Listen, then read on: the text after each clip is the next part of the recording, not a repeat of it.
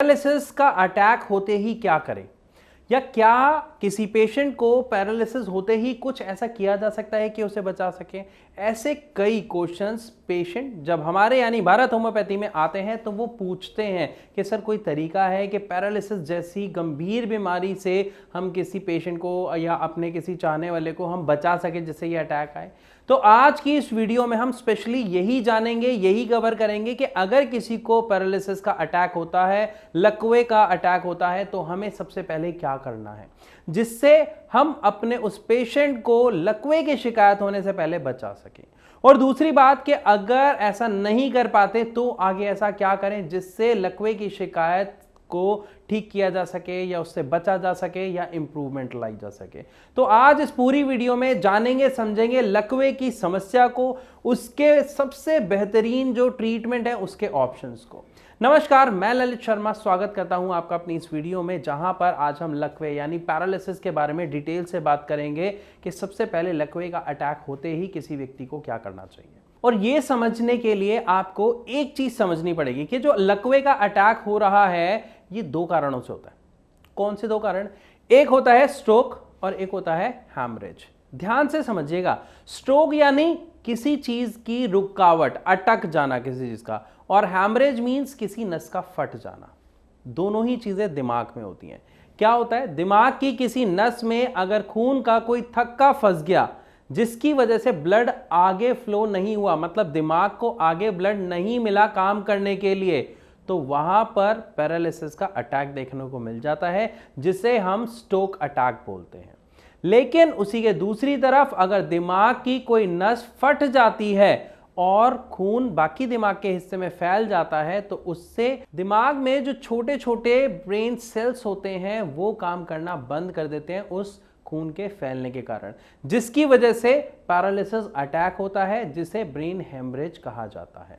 अब ये दोनों होते क्यों है, अगर आपको ये पता है तो गुड, नहीं पता तो मैं आपको बता दूं कि जब किसी भी व्यक्ति के शुगर लेवल बहुत समय तक बढ़े रहते हैं, वो उन पर ध्यान नहीं देते हैं, कंट्रोल नहीं करते हैं, तो हमारा खून गाढ़ा होने लग जाता है और हमारे खून में थक्के बनने लग जाते हैं। इसको आप कुछ ऐसे समझ सकते हैं कि अगर आप पानी में चीनी डालते जा रहे हैं, घोलते जा रहे हैं, तो वो धीरे धीरे पानी की थिकनेस बढ़ती जाती है, चिपचिपा होता जाता है, वो चाशनी जैसा जो बन जाता है। उसी तरीके से हमारे ब्लड के अंदर होता है, वो जो पतला ब्लड होता है, पानी की तरह ब्लड होता है, वो मोटा होना शुरू हो जाता है और वो आंतों के साथ, नसों के साथ चिपक कर थक्के बनाने शुरू कर देता है। तो ब्लड तो फ्लो हो रहा होता है, उस फ्लो के साथ, उस बहाव के साथ अगर कोई थक्का वहां से छूटा, आगे ब्लड के साथ फ्लो कर रहा है, और जब वो किसी दिमाग की नस में जाके फंस जाता है, जब आगे ब्लड नहीं जा रहा, तो स्ट्रोक की समस्या आ जाती है।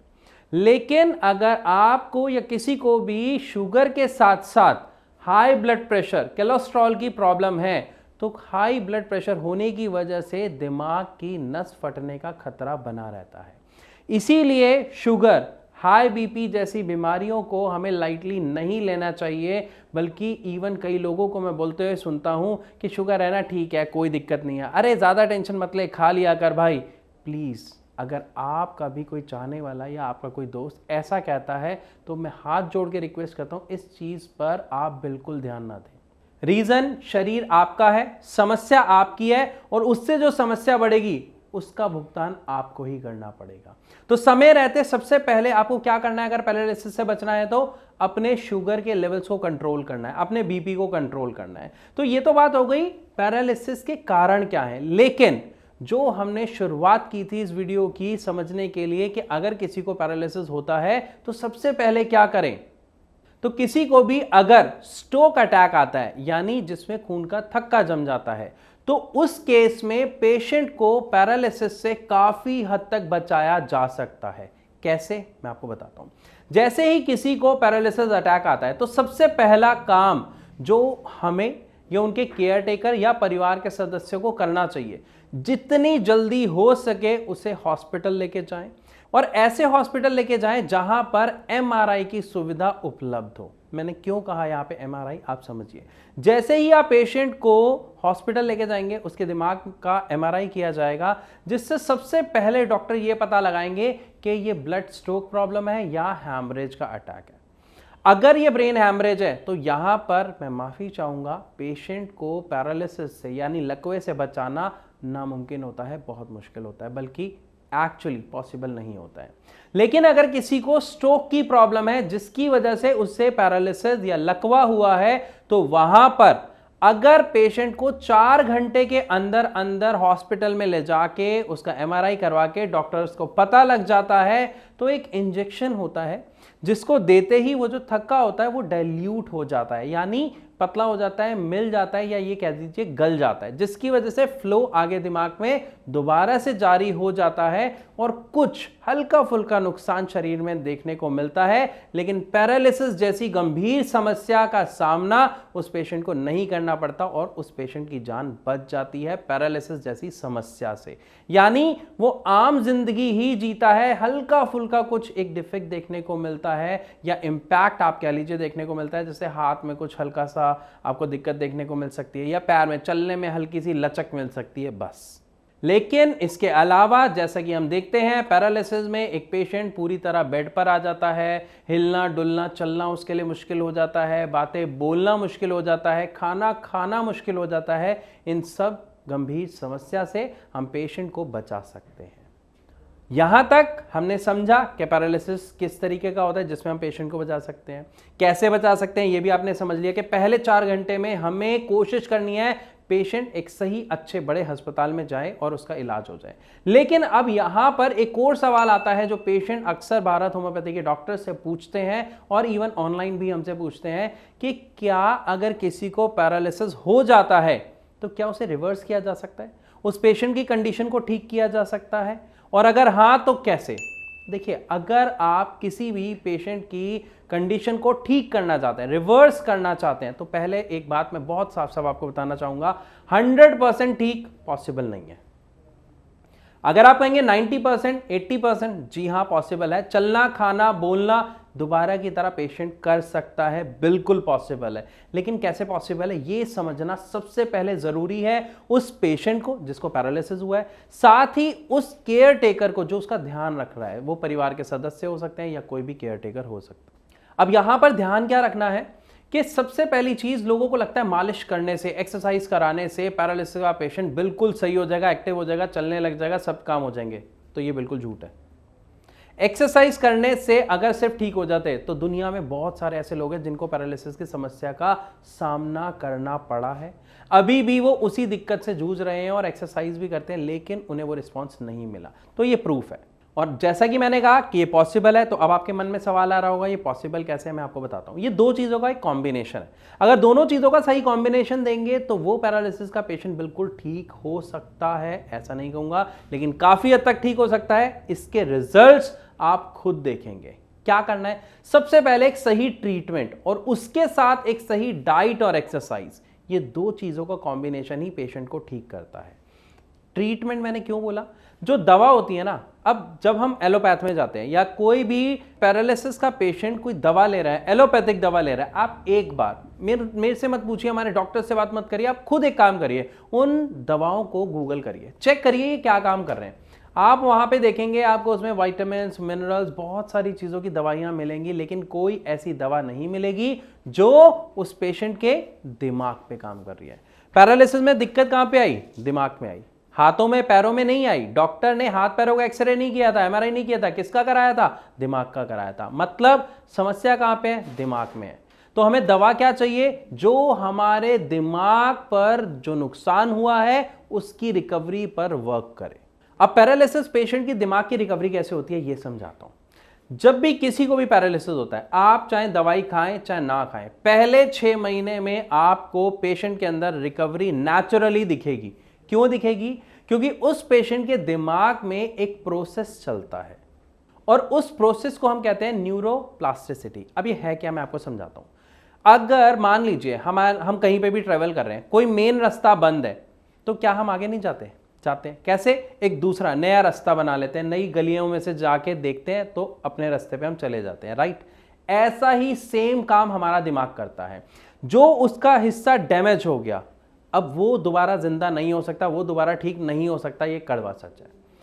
हमारा दिमाग क्या करता है, जो डैमेज सेल है वो तो खत्म हो गए, लेकिन बाकी जो सेल्स हैं उनको बूस्ट करता है, उनमें दोबारा वो ताकत देता है कि वो जो काम हमारा बाकी का वो वाला हिस्सा कर रहा था उसका भी काम कर सके, और उससे एक पेशेंट के अंदर पहले 6 महीने में आपको रिकवरी देखने को मिलती है। जैसे किस तरीके की रिकवरी? पेशेंट स्टार्टिंग में बोल नहीं पा रहा होता, कुछ खा पी नहीं रहा होता, लेकिन 15 से 20 दिनों में आप देखते हैं कि पेशेंट धीरे धीरे कुछ कुछ खाना पीना शुरू कर देता है। चल फिर नहीं पाते, हाथ पैर नहीं चल रहे, आप देखेंगे महीने से 1.5 महीने में पेशेंट थोड़ा थोड़ा खड़ा होना, अपना बैलेंस बनाना, बैठना ये सीख जाता है। तो ये न्यूरोप्लास्टिसिटी से हो रहा होता है। चाहे आप कोई दवा खाएं या ना खाएं, आपको रिजल्ट मिलेगा। लेकिन यहीं पर अगर आप उस असर को एक्चुअली बूस्ट करना चाहते हो, अपनी पेशेंट को ठीक करना चाहते हो, चाहे उन पहले 6 महीनों में या उसके बाद, यहां पर आपका ट्रीटमेंट बहुत ही अहम किरदार निभाता है। आप जो ट्रीटमेंट लेते हैं, आप जो दवा लेते हैं, यहां पे मैं एलोपैथिक दवा के बारे में बात नहीं कर रहा, प्लीज इस चीज को नोट करिएगा। यहां पर मैं बात कर रहा हूं आयुर्वेदिक या होम्योपैथिक, और मैं यहां पर सबसे ज्यादा तवज्जो दूंगा होम्योपैथिक को। रीजन के साथ बताऊंगा, आप खुद समझिएगा, उसके बाद आप चूज करिए। होम्योपैथिक में किसी तरीके का कोई भी परहेज नहीं करना। दूसरी चीज, इसकी दवा लेना इतना आसान है, तरीका इतना आसान है। छोटी छोटी मीठी गोलियां होती हैं दवा के साथ, जो एक व्यक्ति अपने मुंह में डालता है, चूसता है, और वो दवा आपके मुंह में मिक्स होकर अपना वर्क करना शुरू कर देती है, जो एक पैरालिसिस वाले पेशेंट की कंडीशन के लिए बहुत ही आसान होता है कंज्यूम करना और उसका रिजल्ट लेना, राइट। इसी तरीके से अगर आप दूसरी तरफ देखेंगे ना, होम्योपैथिक के अलावा अगर हम आयुर्वेदिक की बात करें, तो उस दवा को लेना सबसे पहले एक बहुत मुश्किल टास्क है। दूसरी बात, उसमें परहेज बहुत सारे करने पड़ते हैं। ऑलरेडी पेशेंट की हालत ठीक नहीं है, उसके लिए खाने की बहुत कम चीजें हैं, उसमें भी अगर हम परहेज कर रहे हैं तो क्या उस पेशेंट को उतनी पावर मिल रही है? आप खुद सोचिए, क्या उसके शरीर की डिमांड पूरी हो पा रही है? नहीं। इसीलिए होम्योपैथिक सबसे अच्छी दवा और सबसे अच्छा ट्रीटमेंट माना जाता है पैरालिसिस के पेशेंट के लिए, जिसमें उन्हें रिजल्ट भी काफी अच्छा देखने को मिलता है। साथ ही अब ये ट्रीटमेंट क्या कर रहा होता है, जो हमारे दिमाग में न्यूरोप्लास्टिसिटी चल रही होती है उसको बूस्टअप करता है, उसमें हेल्प करता है हमारे दिमाग की उन सेल्स को डेवलप करने में एक फास्ट मोड में, जिससे हमें पेशेंट की रिकवरी बहुत अच्छी देखने को मिलती है। अब रिकवरी कैसे देखने को अच्छी मिलती है ये भी समझिएगा।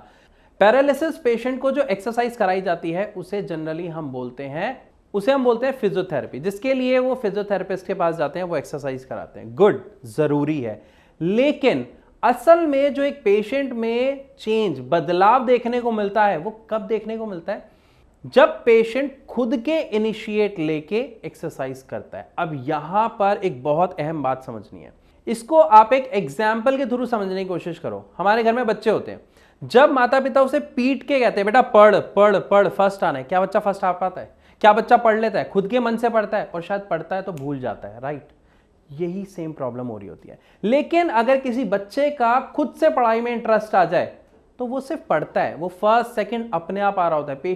उसके पेरेंट्स कभी भी उसके ऊपर प्रेशराइज नहीं कर रहे होते कि बेटा पढ़, ये कर, वो कर।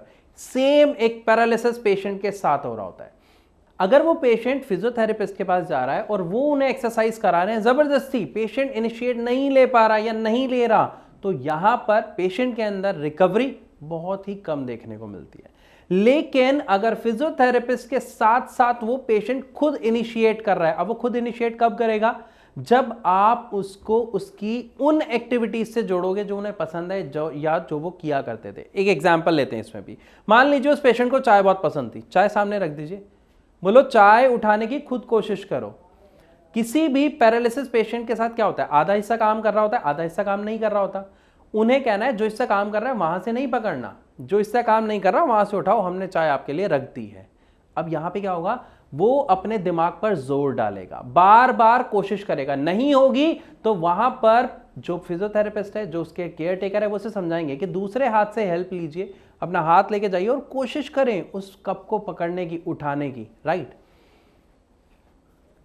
और यहीं पर एक्चुअली उस पेशेंट को रिजल्ट मिलना शुरू होता है। एक बार फेल होते हैं, 2 बार फेल होते हैं, 10 बार फेल होते हैं, लेकिन जहां उस पेशेंट ने थोड़ा सा पेशेंस रखा, बार बार ऐसी एक्टिविटीज में पार्टिसिपेट किया, इनिशिएट किया, आगे बढ़कर की, तो एक वक्त के बाद उस पेशेंट में बहुत अच्छी रिकवरी देखने को मिलती है। अब जिन्हें खेलने का शौक होता है या बच्चों से प्यार है, घर में बच्चे हैं, उन बच्चों को बोलो कि बॉल फेंको इनकी तरफ, ये बॉल उठा के आपको देंगे। अब एक हाथ चल रहा है तो दूसरे हाथ का सपोर्ट लेंगे ना। अब जैसे ही वो बच्चे, क्योंकि बच्चे तो मांगते हैं, अब बच्चे जब प्यार से बॉल मांग रहे हैं कि फेंको फेंको, दादू दो, दादी दो, या जो भी पेशेंट है, तो वो जब कोशिश करता है तो एक्चुअली इंप्रूवमेंट वहां पर देखने को मिलती है।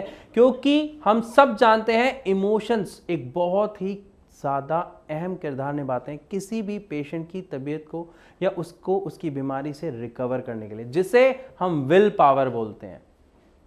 तो दवा के साथ ये एक्सरसाइज और विल पावर बहुत ज़्यादा ज़रूरी है, जो एक पेशेंट को अपने अंदर लानी होती है। तो यहां तक आई होप आप सबको काफी कुछ समझ आया कि किस तरीके से एक पैरालिसिस पेशेंट को उसकी समस्या से बाहर लाया जा सकता है। किसी को अगर अचानक से पैरालिसिस का अटैक आ रहा है तो हमें क्या करना चाहिए और एक सही ट्रीटमेंट कौन सा है। फिर भी अगर आपके मन में किसी तरीके का कोई डाउट है, कोई सवाल है, कोई समस्या है जो आप जानना चाहते हैं, जो उसका उत्तर, तो नीचे दिए गए नंबर पर आप कॉल करके भारत होम्योपैथी के डॉक्टर से फ्री ऑफ कॉस्ट कंसल्ट कर सकते हो। जी हाँ, फ्री ऑफ कॉस्ट कंसल्ट कर सकते हो, अपना सवाल पूछ सकते हो। इवन अगर आप हमारे डॉक्टर्स से मिलना चाहें तो इसी नंबर पर कॉल करके हमारे डॉक्टर से अपॉइंटमेंट लेके आप मिल सकते हैं। तो इसी के साथ अब मैं आप सबसे चलने की इजाज़त चाहूँगा, लेकिन उससे पहले अगर आपका कोई सवाल है तो आप कमेंट के माध्यम से भी हमसे पूछ सकते हैं। वीडियो अच्छी लगी हो तो लाइक ज़रूर करें, और अगर किसी को पैरालिसिस या लकवे की शिकायत है तो मैं आपसे ये रिक्वेस्ट करूंगा कि आप ये वीडियो उसके साथ शेयर ज़रूर करें, ताकि वो अपनी समस्या से बाहर आ पाए। तो इसी के साथ आपसे चलने की इजाज़त चाहूँगा। मिलूंगा अपनी अगली वीडियो में एक नए टॉपिक के साथ। तब तक के लिए नमस्कार।